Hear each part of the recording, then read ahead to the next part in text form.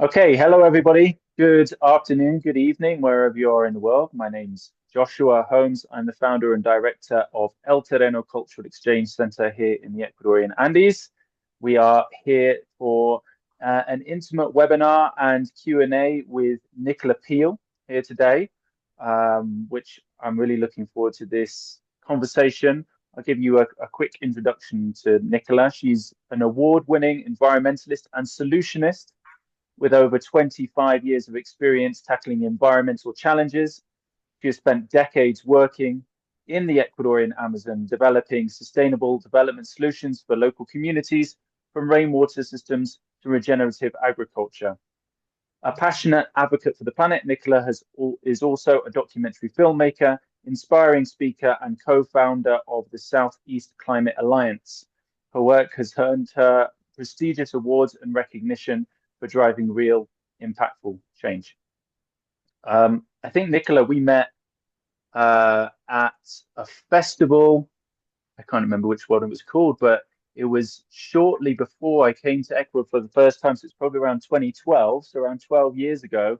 You giving another one of your talks at a festival about the work that you've done in Ecuador. And I was really inspired to hear all of the work that you've been doing. So please, love to hear a little bit more of an introduction about yourself, your background, so people can get familiar. Yay. Well, hi, everybody. So, yeah, how I got started really with my journey in Ecuador was in 2000, 99, 2000, when I first went down to Ecuador. And my job was with the Rainforest Information Centre, which is an Australian based organization. And I was living in Australia at the time. And, I was in the right place at the right time. And they were looking for a crazy person that would commit to live in the jungle for 6 months without leaving to prove that the Pink River dolphins lived in a lagoon where the oil companies wanted to drill. So that was, I went down there. I spent 6 months in Pañacocha in this lagoon, had very little understanding of the legacy of the oil industry. So yes, my whole thing was about the dolphins. And then as I started to learn that there's this massive, massive legacy left behind by Chevron Texaco that no one seemed to know anything about. I didn't know anything about. And a lot of my friends that are quite well informed, still, they didn't know that the largest oil spills on the planet are in the Amazon. And so all the people that go to Ecuador as tourists, they don't often know this either. So I decided I just had to tell the story. So I went from the headwaters in Ecuador, in Lago Agrio, and from Coca, I went all the way down the Amazon River from Ecuador to Brazil. So that journey of, numerous little boats all the way down the Amazon, stopping and doing interviews with people that lived along the river, and everything from oil company workers through to the indigenous peoples, to doctors, and to research a bit of the effect of the oil industry on the Amazon. So I made the film Blood of the Amazon, and that was kind of more of okay, I need to tell what I've seen and what I've learned. But it's one thing, getting the word out there and spreading the story. Although sadly, when I launched it, I had a really good write-up in The Guardian, and it got a bit of momentum. But I then took the film down to change the ending, because it had a positive, happy ending. They lost the case. We were like, yay, justice has been done. And, it's been a long time coming, this case. They were ordered to pay over $3 billion to clean up the mess in the Amazon. These are 1,000 pits that Texaco had left there in the jungle. So, I had this happy ending to the film that, the Amazon's going to be cleaned up. But sadly, that has never happened. They've appealed and appealed and appealed, and still there's been no money, and the land has never been cleaned up. So, it was telling the story was one thing, but it was like, actually, right now, the people need help. When I heard from a doctor the highest leukemia, childhood leukemia in the world is the children in the Amazon in Ecuador. And, it was just absolute shock. It's like, how can in the middle of the Ecuadorian Amazon, there be the highest childhood leukemia rate? And it's because, the children swim in the rivers. They, it's like that's their whole life. And that's how contaminated the water was. And of course, everybody was drinking it too. And so it kind of amazed me that there was the rainforest, but nobody had ever collected rainwater because it was the culture to collect it from the streams. So people had always collected the groundwater. And so one side of it was culturally, people were used to, forever the streams had run pure and clean. And then once the oil industry came along and polluted it, the people still drank the stream water. And they didn't have any way of being able to purify that water. So, and it would depend. If it was raining, it could be worse. The spills would be worse. The pits would be overflowing even more. And also the reality really is that the people couldn't afford to buy anything to build these rainwater systems, which seemed really high tech, and it just was kind of like just beyond something that they could do. So, I started off literally with a bucket and a bit of a roofing sheet and thought, okay, let's just do anything. Let's start really small and let's just collect a bit of rainwater and see how it goes. And from that first bucket and a roofing sheet, I then went on every year to develop the system more and more. And because then I realized that, well, hey, it's not just the water that's contaminated, it's also the air. Because wherever there's the oil industry, there's also big gas flares. So that's part of it. As they drill from the ground, they also release gas, which is off-gassed. And that's in the air, that lands on people's roofs. And so trying to collect the water off the roof, you're then getting all these particulates which are contaminating that water in the rain as well. So then I was like, oh, okay, hang on. We need to then also try and filter the rainwater. So it's always really important to think of, well, what are the local resources? What's there? How can we build a system where people can, just access the ingredients in a hardware store? And so in the end, the system that I developed was a big rubbish bin, a big trash can filled with sand and gravel and charcoal. And layers of this, which would then filter the rainwater before it went into the holding tank. But then it was like, well, hang on, how do we avoid that first rain? Because the first rain that falls onto the roof, cleans the roof. So that first rain, we really don't want that because we need to clean the roof off. So then I came up with this super simple kind of diversion system that the first rain would be flushed away and then it would carry on through the filter down into the holding tank. But what was also important was, you can't be like this, white savior comes in, does everything. It doesn't work like that. It's so important to work with the people and so that they feel they're a part of the project as well. So my deal was I would bring the tanks and the pipes and the tools, and they would have to bring the wood. That was kind of, that was the deal. And so I would tell them exactly how much wood they needed to build the two platforms, one platform to hold the big tank and another platform to hold the filter. So the people would bring the wood, and then together as a community, they would learn how to build the system. Because they've also got to know how to fix it if it breaks, and for their neighbors to be able to replicate it, and for them also to be able to know how to build a water system. So it was myself and one other woman, an Ecuadorian woman, Yvonne, and we built over 200 families that were living closest to the contamination water systems. So and it was also this kind of kind of like woman power too, that we were the ones that turned up with the power tools, and they weren't used to that. They thought it was going to be all guys that were doing all this building. So to be able to show them that no, actually, it's us two women, and you guys are going to help, and we're going to do this together. So building the water systems was a real okay. These people need to drink water now, and I've been responsible for that contamination. I've driven, I've flown. They will never. A lot of them will never have a car. They'll never fly anywhere. And that sense of responsibility of like, actually, we're causing this problem and these people really need real help.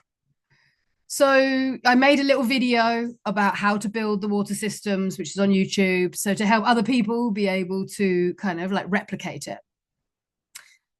And then another project which I heard about, which I was giving a talk and I was filming a permaculture course. And this woman stood up at the front of the class and she held the book up, How Mushrooms Will Save the World. And, you know, the whole work of Paul Stamets showing that mycoremediation, the use of fungi, can actually remediate contaminated soil. So, you know, a mushroom's job is to break down carbon, sticks, twigs, wood, and oil is a hydrocarbon. So it was able at a molecular level, the enzymes in the fungi to break apart the hydrocarbons. So we started that project. We were able to do a whole load of tests on it. But of course, because it's part of this massive case, we were really up against it to go any further than we did. We were able to show that on a small scale, this works. And when investigation has been done before on cleaning up oil spills, there's different methods. You can either dissipate it with chemicals, you can use bacteria, you can use phytoremediation with plants, or you can use mycoremediation with fungi. And it was discovered that the most effective method of remediation was actually with fungi. So we were like, well, okay, if we can just demonstrate this, outside in a real world environment. So what was really, for me, the greatest part of that project was giving hope to the local people, showing them that actually, one day, this will get cleaned up. Who knows when? Sadly, it's still there. But to show that it was possible.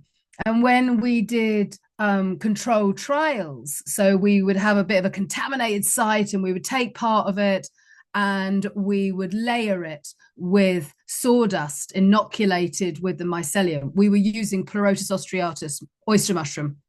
And the reason we used that was because not only does it break down hydrocarbons, it also absorbs heavy metals. And that's what you find in the oil industry too. And we were able to kind of go back and cut through the control, which didn't have anything, another control that had just sawdust, and another one which had the kind of the myco substrate added to the sawdust. And they could see it. And the first thing that people did was to get hold of it and smell it, smell the soil, look at the soil. And for them, it was amazing because it no longer smelt like oil. When you picked up the soil from the others, it's still really, you could see it and it really smelt of oil. So it was able to show that there are these ways for us to, to clean up contaminated land. And part of that is, we can talk about it. And, really up until then, it had just been in the books. It had been done in the labs. It had been done by the Department of Transport in the US, but it hadn't been done in a real life situation. So, doing that and showing and what could we learn from that? And of course, trial and error and how that worked. So, and for me, that's been very much the way that I've always worked, that, I would see, that's why I'm a solutionist. I don't want to keep talking about the problems. There's plenty of people that speak about the problems. What we need to do is have more people focusing on the solutions and what we can do about it. So, of course, we see it a lot wherever we travel, plastic everywhere from England to Ecuador. It's a major issue. And when you live in a country like in Ecuador, where there was no recycling, there was no rubbish collection, there's two things you do with it. You either throw it in the river or you burn it. So if they're your options to burn or put in the water, that's what you do because you don't have another option. And so when I kind of realized that, it was like, okay, shit, both of these options are not good. So what can we do with it? So that's when I learned about eco bricks, and which I do not recommend in Western countries. I'm asked all the time to build something. And it's like, no, because you've got recycling. You can avoid plastic. But when you're in a place where you can't, it's just so part of society to build with it, to actually clean up a village and get an empty plastic bottle and shove in all those plastic bags and all the plastic rubbish and make a brick. And so the first build I built in Ecuador was a restaurant. So it was for women, it was a women's collective, and we used 3,200 plastic bottles. And that cleaned up a whole village's waste. And I went on to build lots of benches but it was, so that then was the best thing that we could do with the plastic. I mean, now I recommend the use of the precious plastic machines, which is open source for anyone. If you're in a place where, you see there's a rubbish problem, well, hey, see if you can find the local university's engineering department to build the machines. And then with the community, you chip the plastic, you melt it down, and you turn it into a useful product, like that plastic wood or something. So you're transforming it into something else. So, it's all that whole turning rubbish into a resource. How do we make something actually useful out of what we have? And then lastly, the last project, which I continue working with till today, is with Rainforest Saver. And we can all jump up and down and say, save the Amazon, no deforestation. But the reality is that people will say, I want to send my kids to school. Yeah, they need food, they need medicine. But I often hear them say, I've got to cut the trees down because we need to make some money. We want to send the kids to school. You can't say that, no, you can't. So the only way is to support the people that live there. So understanding the drivers of deforestation, what's causing deforestation. And, most people will say cattle, palm oil, soya. That's the kind of the general answer. We don't like to think that it's also coffee and chocolate, which of course are also large agricultural drivers in the Amazon, coffee and chocolate. And there's another new big driver in the Amazon, which is taro. And when I was sent the pictures of all these like big bits of forest all cut down in Ecuador for taro, I was like, where's it going? And I found it was all being exported to the US and to Europe. It was like, okay, why is Ecuador growing this export crop? What's it being used for? And it took me a lot of research to find out what it was being used for. And it's the vegan plant-based market. So, we, on one hand, we think, oh yeah, plant-based food is the way to go. Absolutely. I'm not denying that. But also we don't understand the drivers of deforestation. That, Western consumption drives this. There's also a lot of balsa that gets cut down. And I was noticing big piles of balsa wood. And it's like, why is all this balsa being taken out of the jungle? And I found out it was for wind turbines. That's what they use wind turbine blades for. And so, on one hand, of course, we want to be moving in this direction, but also this is causing deforestation. So it's like, well, okay, how can we find a way to maybe grow this rather than take it from the jungle? Let's grow what the demand is. And one of the big problems that we have in the tropics around the world, not just the Ecuadorian Amazon, is really poor soil. Because in the jungle, it's all held in the forest. And so what happens is the people will cut the forest, they'll burn it, and then it will be lovely and nutrient-rich ash. And they'll grow their crops for 2-3 years, and then the heavy rains wash it all away, and then it's no good. So then they'll cut down more forest, and they'll grow their crops, and that cycle of slash and burn, moving agriculture. So it's like, well, how can we help people just stay on that same bit of land so they don't have to keep moving? And when I was contacted by Rainforest Saver, an organization that works with agroforestry and a particular method called Inga alley cropping, and I saw the results they were having, it's like, okay, this miracle tree, the Inga tree, and to start with, I thought, oh no, hang on, this is a monoculture. Surely that can't be an answer. But what we need to do is regenerate the soil as quickly as possible so that people can grow food without using agrochemicals. And so that's what this system does. The Inga tree, and in Ecuador, there's over 300 species of Inga, and all of them are nitrogen fixers. They bring up phosphorus. They are really fast growing. And really importantly, they resist being pollarded. So they are cut back and then they resprout. They cut back and they resprout. And when we cut them back, so if you imagine what an agroforestry alley looks like, the trees are planted 4 meters apart and a meter maximum between trees. If it's really poor, every 50 centimeters.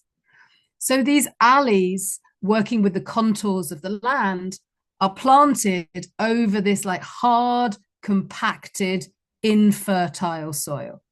And what will happen is the Inga trees have really big leaves.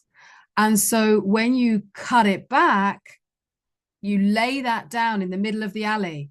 And within 6 weeks, that's turned into compost. And so you're really quickly creating a mulch to make a fertile soil. The wood is taken away. And in Africa, where we also have a project, they use it for cooking. Rather than going cutting down the forest for cooking wood, they use the pollarded wood for cooking. In Ecuador, people get gas so cheap, they don't cook on open fires often.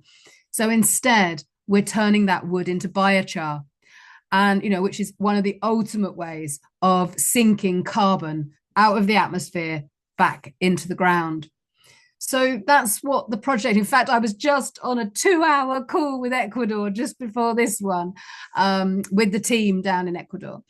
And we're currently working with some universities on calculating the carbon that is sequestered in an agroforestry project.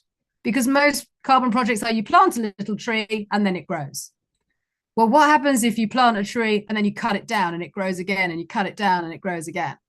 How different is that? Because not only are we growing a tree, our interest is really creating a lot more soil carbon and making fertile soil so that the people don't have to go and cut down more forest. We're keeping them on that same bit of land and them not needing to use agrochemicals. And in Ecuador, there's a big push for, the green revolution, and they're pushing a lot of agrochemicals on the farmers right now. So to be able to support them is something which is so important. But I could go on and on and on about these projects. So I'm going to stop there and put it over to any questions from you all. And that's kind of a lot to take in, but that kind of gives you a summary of the projects that I've been doing. So is there any questions?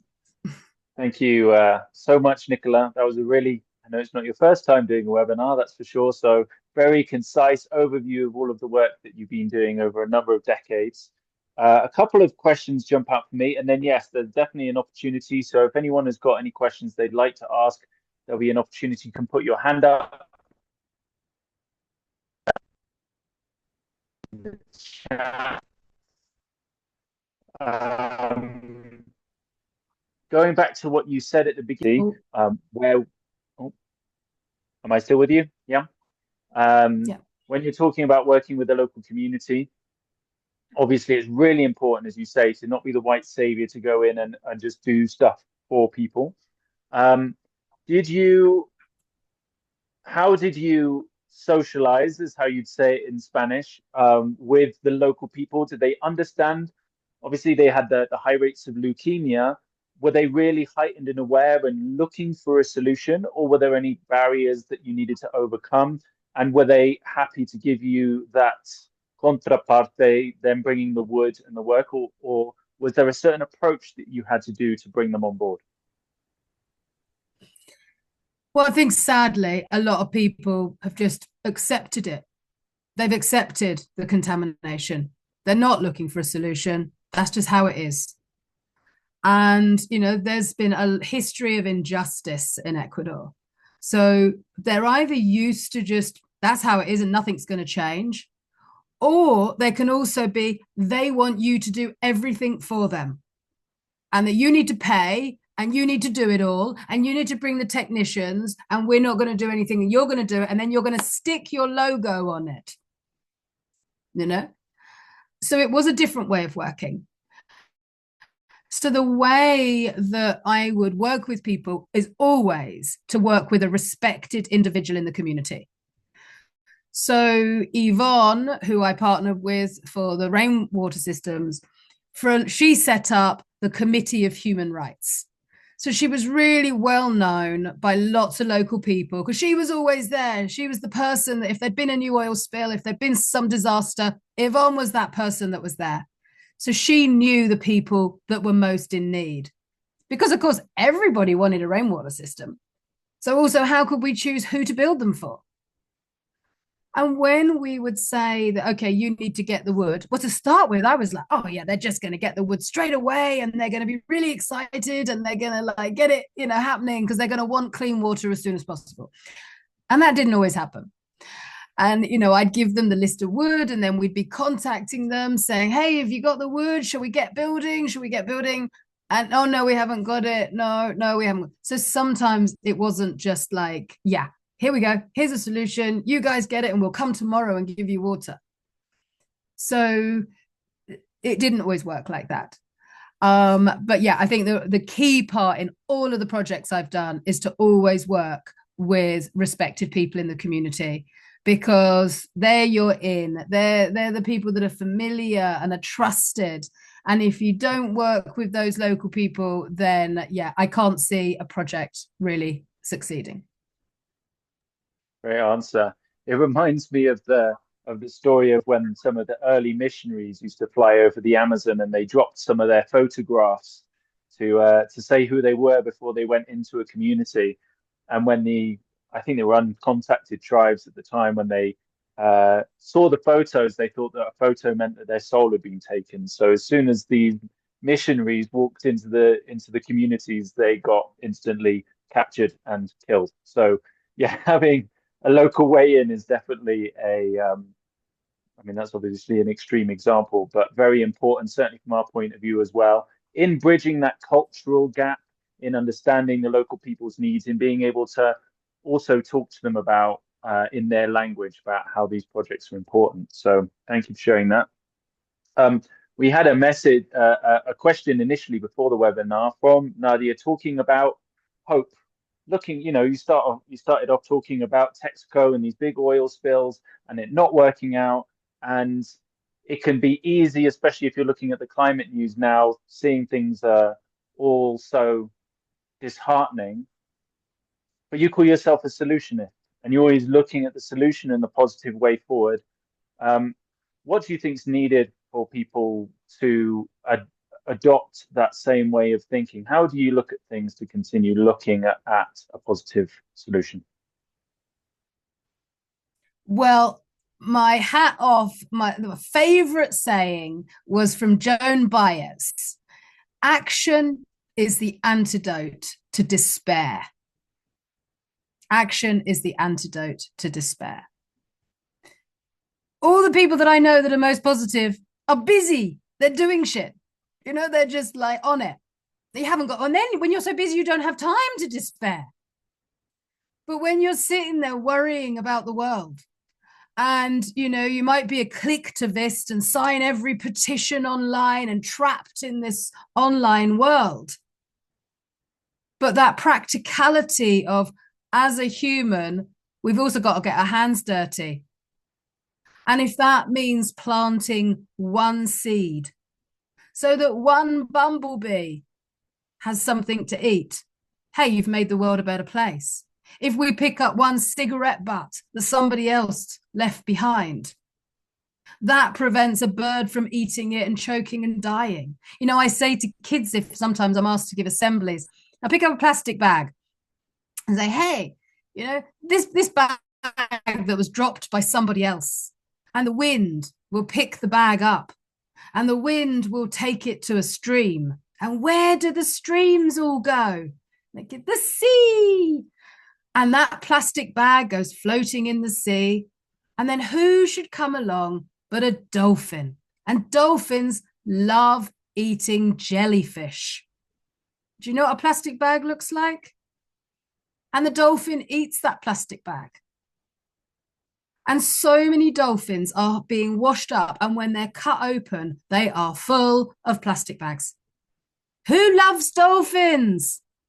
Everybody.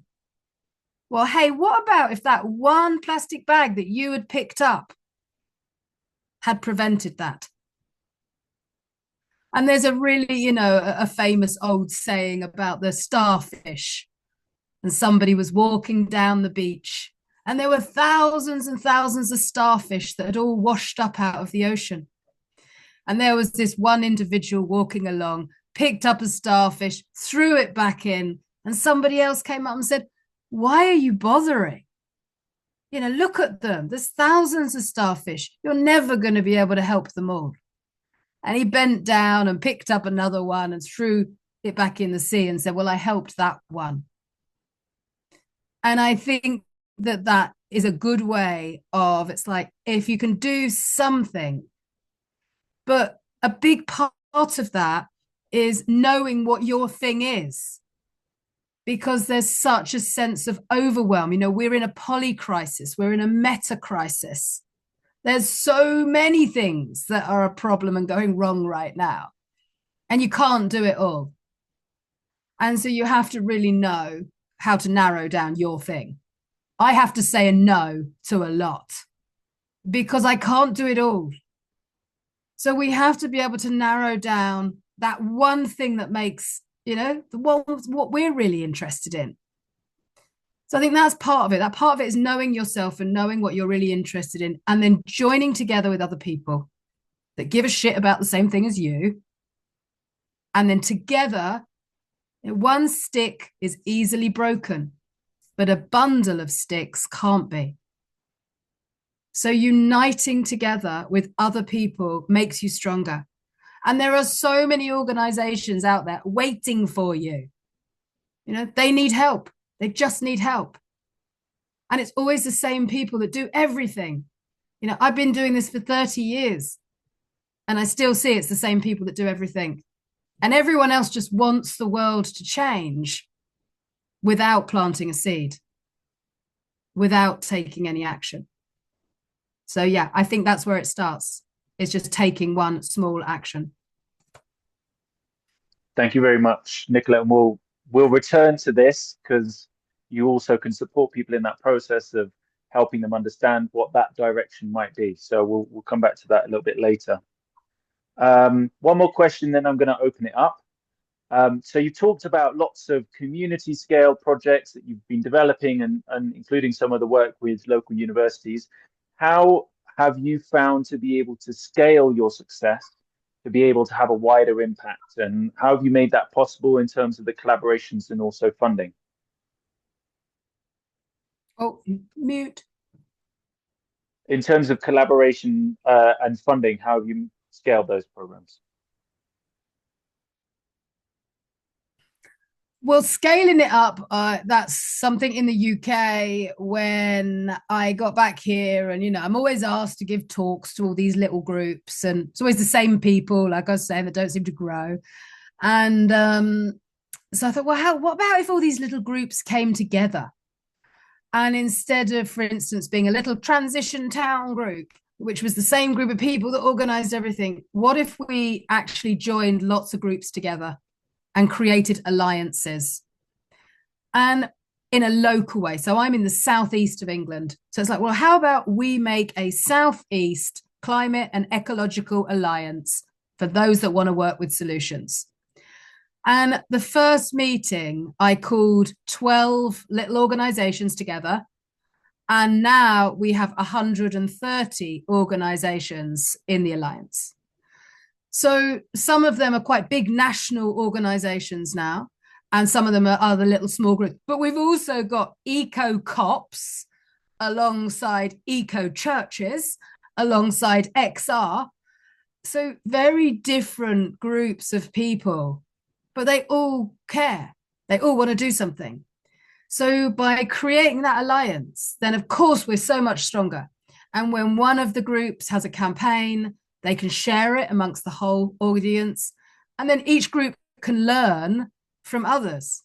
And I think this is part of the problem. We all keep reinventing the wheel rather than replication, which is what nature is so good at. Cooperation and replication. And so really, I think that's a great way to move forward. Great, thank you. And just to add on to that, the financing of the projects that you've done, where have you found that support? Well, luckily, just from some individuals that knew me and knew my work, right place, right time. Again, I'd be giving a talk and then somebody would come up to me and say, do you need any help with funding? Yes, definitely. And so a couple of times it was literally individuals that supported me. There's a cosmetics company called Lush, who were very into supporting radical activists that weren't being funded by other means. And Lush supported me quite a few times as well. And so really it's been through crowdfunding myself. And now I have a Patreon account. So I have people on a monthly basis, which, give me a cup of coffee or more a month.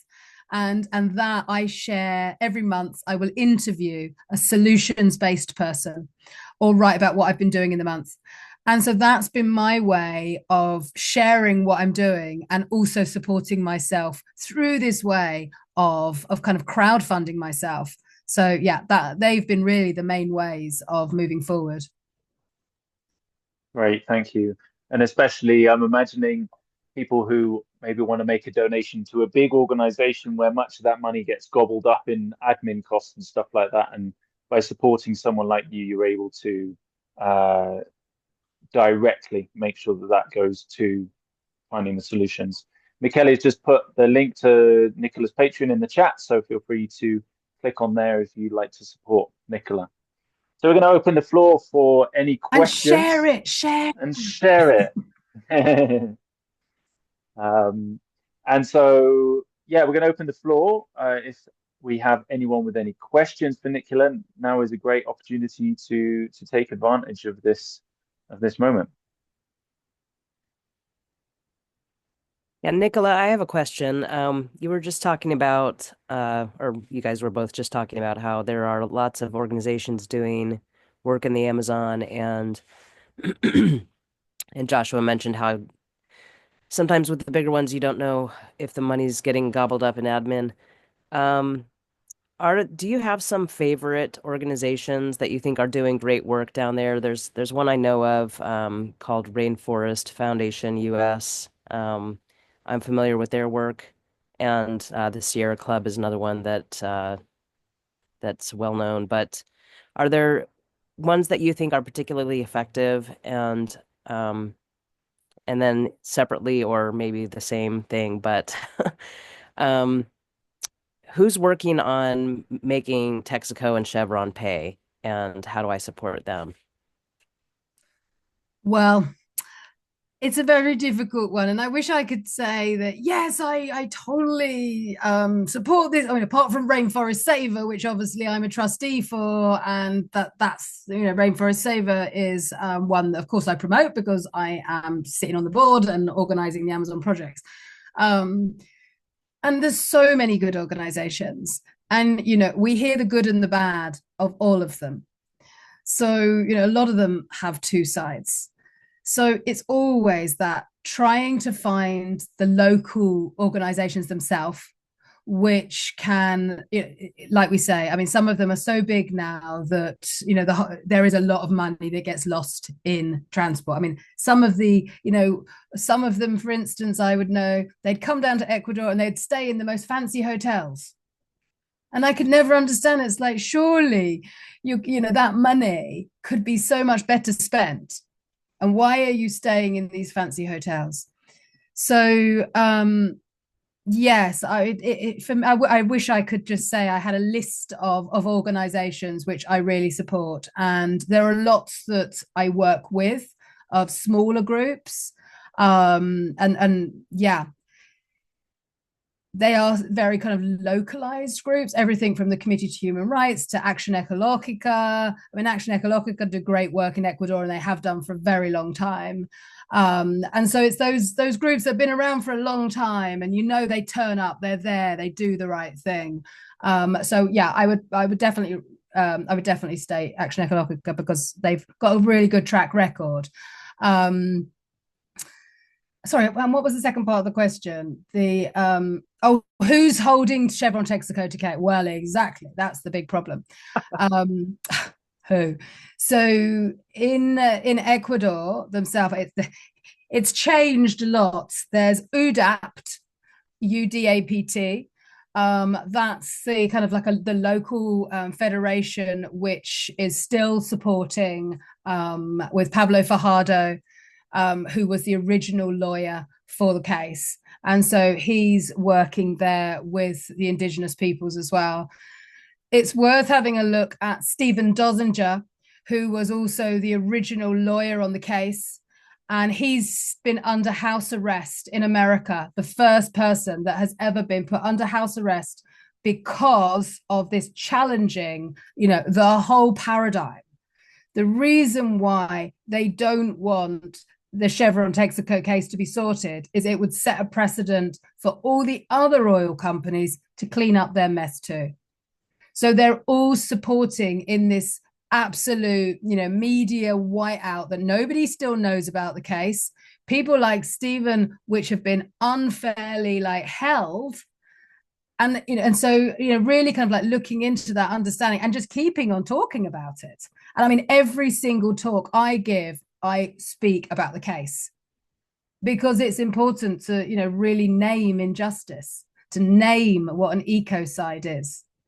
And so to shine the light on these organizations, which just think, oh, well, nobody's talking about it, nobody knows, and everyone will just keep driving and flying and keep turning up and buying our stuff. So, we're living in this world of supply and demand. They definitely don't want people to know about this. And so I think talking about it, and so I mean, Amazon Watch as well have been, a really good supporter of the trial as well. Thank you very much. Another 2 questions, and then we'd like to save a little bit of time at the end for Nicola to share other ways that people can stay involved. So any other questions? If there is anyone else, I have a question myself. So I have limited time in my life, like most individuals, and I'm always on the fence, and I don't know if I want to use that time to educate myself on these sort of problems, to then, when I'm ready enough, I guess, to then take actions in a way that speaks to me and that makes sense. Or should I just take action without mainly knowing what I'm doing, but following someone else? Because I'm someone that really needs to know all the details of something before joining or things like that. Yeah, so what's the role of education? How would you approach it if you have limited time? Yeah. Well, you can never know everything. And if I had tried that route, I wouldn't have done anything. I am not an expert on building water systems. I'm not an expert on microremediation. I'm not an expert on agroforestry. I'm not a filmmaker, but I've done it, and I've just made it up as I've gone along. And what I don't know, I ask somebody else that does. But I think we can get so lost in the detail that we just then forget about the big picture.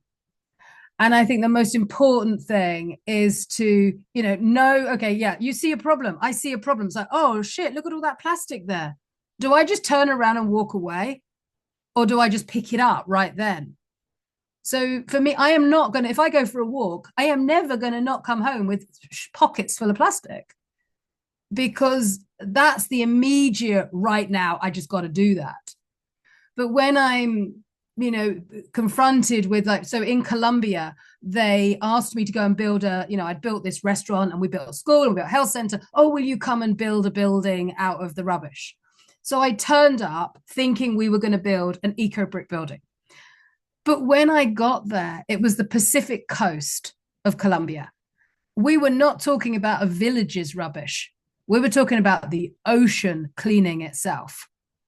So I was like, okay, do I just carry on building an eco brick building and think that's the answer? No, it's not the solution. Right here, right now, that's just ridiculous. And I don't want to pretend that it's the answer. It was like, no, we need to upscale this. We need machinery.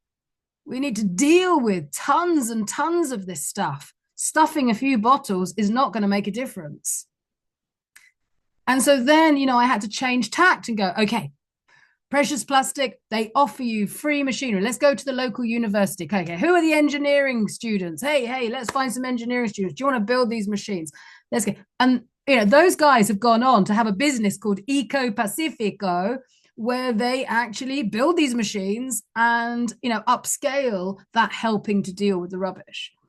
But I'm not an expert in any of those things, but I can see the problem. And I think that's the biggest part of it, is identifying, okay, this is an issue. I'm never going to know all the details about it, but what can I do in a practical one step at a time? And I think that paralysis that can often happen, because it just seems like such a big problem, makes you feel like I don't know enough, and so I'm not going to do anything. But I would definitely just say, just take any step towards, having a vision of, if that's the problem, what's the solution? And what's the one step you can take? Thank you. Beautiful. I love how a solutionist think. That's amazing. So speaking of which, because I think we're pretty much out of time now. So just before we close, Nicola, it'd be great to hear if people want to continue to support you or learn from you, how can they go about doing that? Well, definitely help me support my Patreon, because that's what puts food on my table. But we've been discussing this before. I have a lot of people ask me, to help them, find their thing. And I have led this workshop at many events before. How can one person make a difference? So that kind of understanding of, okay, I'm just one person. What can I do?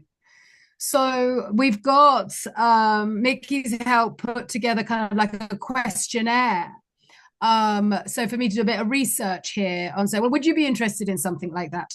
And so, yeah, we're just I'm just kind of feeling into this of how I could most help people, and whether, this is an online thing, this is kind of an in-person thing. I mean, we're all around the world. This is more likely to be an online thing. So yeah, and seeing, because I think that this is a stumbling block for many people, a sense of overwhelm, just a sense of, there's just so much, it's so big a problem, I'm just one person, what can I do?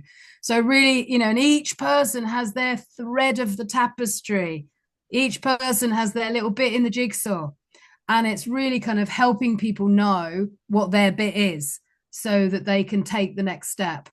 So yeah, so maybe that would be great to kind of fill in any feedback on ideas of what Mickey has. I'm currently rebuilding my website. The social media platform I use most is LinkedIn. So that's really where most of my kind of activity is. So on social media, and obviously, so the Patreon is a kind of a focused once a month. And I have a newsletter that goes out once a year. So sign up for the newsletter. Don't worry, you won't be bombarded by it. Every year I promise I'm going to do 2, but I've never quite made it. So yeah, but that's the way of kind of, yeah, finding out more. And thank you, Josh. I want to thank you for what you're doing as well. So, you know, taking that step, doing something, you know, it's just like seeing these little flames around the planet of people that I know that are doing good stuff. And, you know, we can die tomorrow and think, well, shit, we did our best. We did something.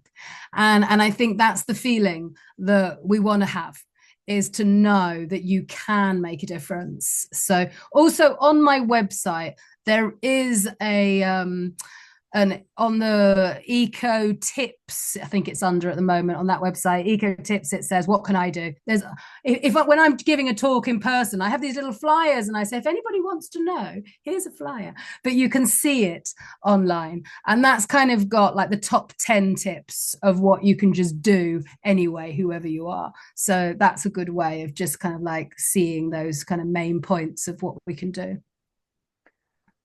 Great. So in summary, Michele's put most of those in the chat now. So the link to her website, her LinkedIn page, where you can also find those top tips. And if you're interested in staying more up to date and potentially getting involved with a workshop, there's also that form there as well. And for anyone listening to the recording of this, you'll be able to find this in the description. So I think we'll leave it there. We managed keep it on time, which is quite impressive for Ecuador. Hello, just checking. Yeah, my connection's a bit unstable. So thank you, Nicola, so much for your time, your passion, and your energy. Not only are you a solutionist, but I think you're really able to transmit that energetically to other people and give them a felt sense of the change that's possible. So thank you for sharing that energy with everyone here today. Much appreciated, and all the best going forwards. And I've just got one last, point, which is you've got to be able to see the future you want. Because if you can't see the future, we're never going to get there. So it's really important that every one of us has some image in your mind of what would you like the future to look like. And this is where it's so important for artists, for musicians, for poets to be singing about it, writing about it, drawing the pictures of it. Because Hollywood has never given us any positive images of the future. So all we see is apocalypse. And we have to change that story. So that's another part which is really important for all of us, is to be able to see the future that we want. Thank you very much. Thank you so much. All the best. Thanks, everybody, for joining us. Until next time. Thanks, everyone. Bye. Thank you. Bye. Thank you. Thank you so much. Bye-bye. Bye-bye.